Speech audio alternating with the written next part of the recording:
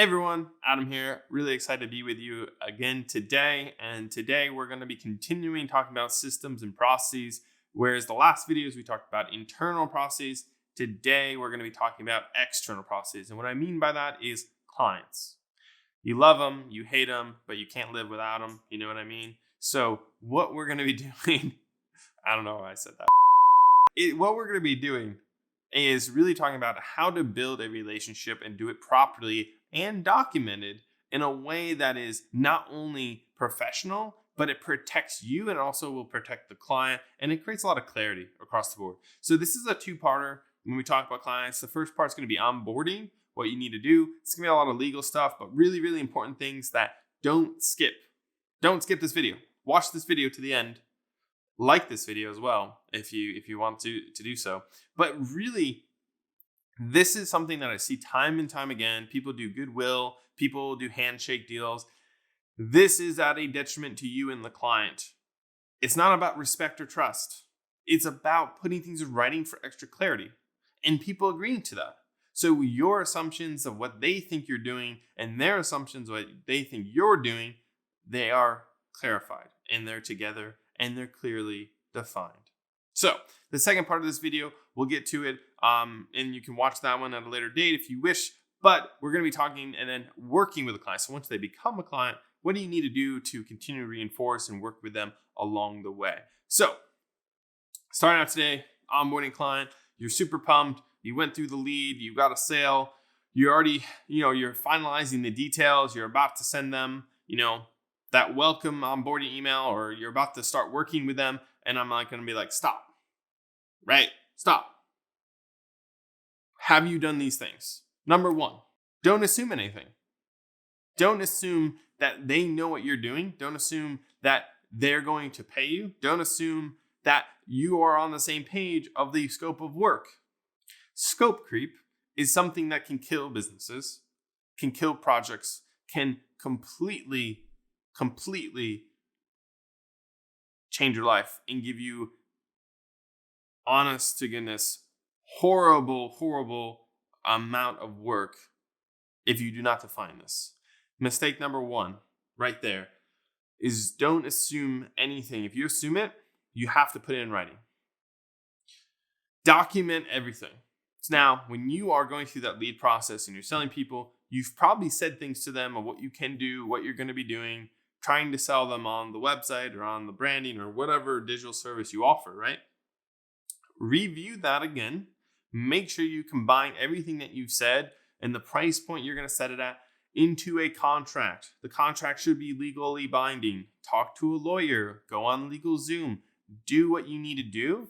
I'm not a lawyer. I'm not going to give you advice on this, but I will say I have a lot of experience with this and getting ripped off previously, and it's going to save your life in many sense, your business, if you do this properly, and it will offer you a lot of ground to stand on, and I'll come to that in the future. So when you document everything, you put it in writing, you have a legally binding contract, you talk about payment terms, you talk about what the scope of work is going to be, the timeline of when it's going to be delivered.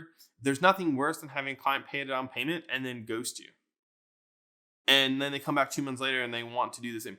No, that's not how this works. You're working together on the project. You need to make sure that's clear, right? So over communicate, but also get that in writing as well. So when you are getting to the process where you're putting everything in the contract, you're also adding extra details, you're adding extra resources, make sure that it is an email, right? You can talk to them on the phone, but follow up via email and get them to confirm that that's what you're doing. The reason why is if they come back later date and they say, you did not explain this to me, you did not do this properly, you have it in writing with a timestamp.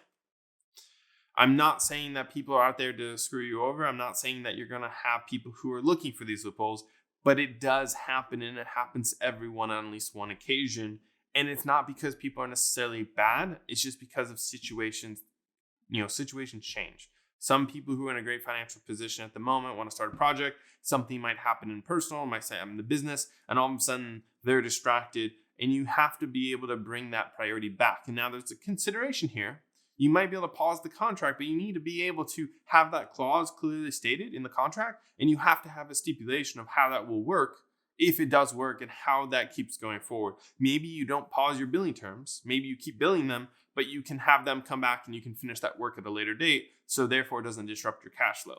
Just one example of a way where you can give flexibility, but it doesn't mean you have to bend over backwards for a client just because they asked you to, right? So working in there, always make it as easy as possible to have people document and sign things. So send contracts via DocuSign or pandadocs. Pandadocs is a really cool tool. You actually can see how people view contracts, where they spend time on. When they sign it, it automatically can go into a workflow where it sends them an invoice, or it's really good for organizations that you want to simplify and build templates and documents so you don't have to rebuild proposals and contracts from scratch every time. It is a bit more pricey, but it is a great investment if you're looking into a tool like that. So check it out. Can have a link in the description if you want to learn more about it. DocuSign is a great intermediary where it's a really good tool, and they're both legally binding when they do online signatures. So that's something that's really important to take in consideration.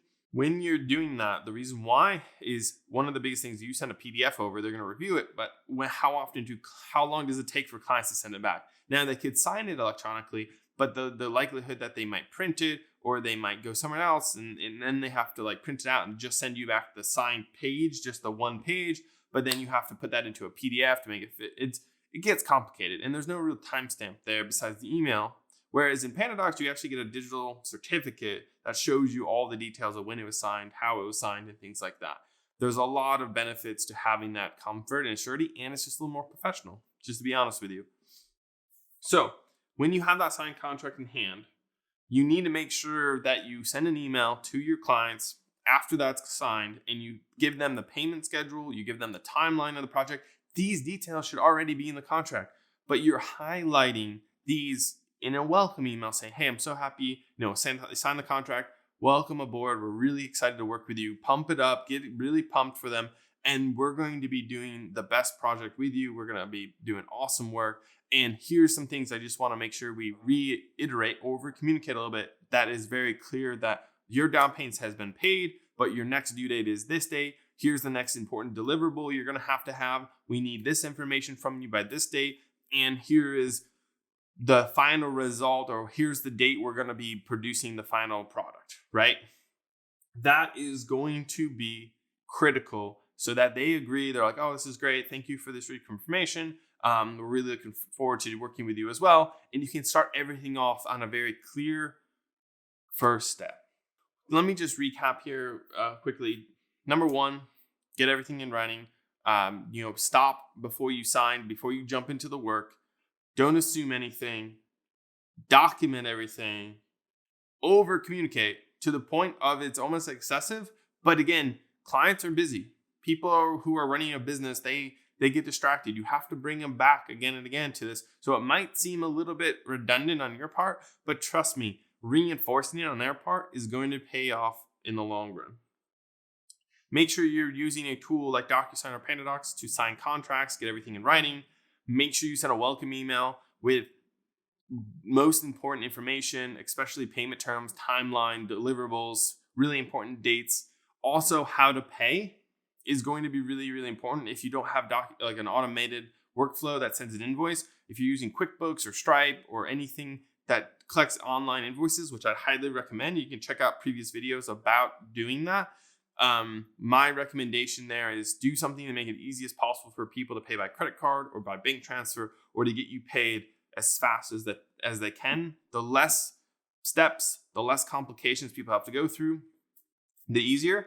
Now you're going to have people who want to send checks. Make it possible for people to send checks, but make sure you have the ability to do mobile deposit on your end with the bank, so you can make that much easier for you and you can get your money faster. So on the end here, that was the overview. I want to reinforce that clients are not the enemy here, but you have to set strict boundaries. Boundaries are going to be very important to maintaining a great relationship. This goes in life, but also goes in contractor relationships here. So I want to encourage you, keep going out there, keep selling, keep bringing clients in, but do it the right way so you can build those long lasting relationships and you can produce products that are profitable for you and they're awesome for your clients. So really appreciate your time with this video here. If you have any questions or comments or anything else you would like to know, please comment down below. I love when people comment, just helps. It's nice to hit feedback on things. And also it's great when people have ideas of how I can help even more so with different videos in the future. So with that being said, appreciate your time and don't forget to grow as you go.